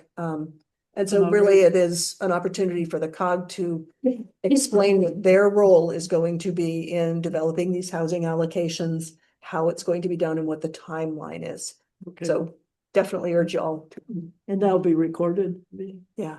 Because I don't think. There will be a virtual, I mean, they were not planning on that, but Yeah. if we've they been could we've do been it meeting virtual. regionally. It was pretty clear in Norwich. Yeah. They're not gonna get anybody in person. Everybody wants to be virtual, so Right. they're gonna be doing that. Good, okay. Yeah. Because I'm probably gonna be like Kevin, not be here. Okay, Hey. Hey. it's fine. All right, great. So we will get an agenda out for that. Can I just make Great. two announcements? Okay. Yep. March 26th, public meeting for Missing Middle at Thrive 55 at 5:30. This is going to be going through the opportunity sites. Okay, so taking some of those missing middle housing types, imagining them on hypothetical Opportunity sites. opportunity sites. You mean Like the- actual physical? Right. It's a walking tour. Yes.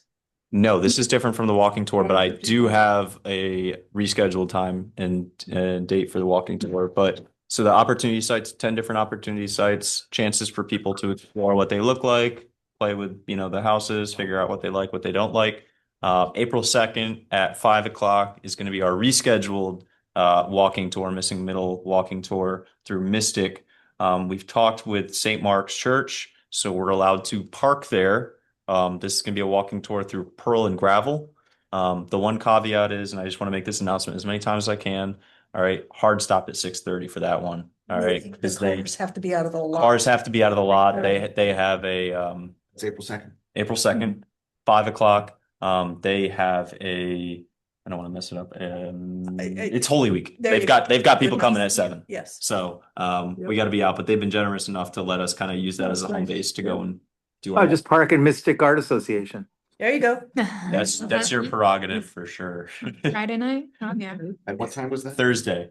Thursday night. Thursday night. Thursday. I would never try a Friday night.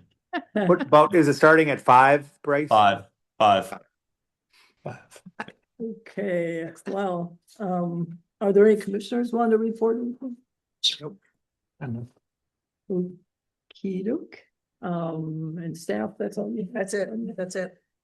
And we saw the ASP report, the application update. Right, that's supposed to all. be- Yep. Okay, so I'll take a motion to adjourn. So moved. Second? Anyone? I'll second it. Okay, thanks a lot. Yeah. Thanks, Mike. Yep. To be continued. To be continued. I will put a chair.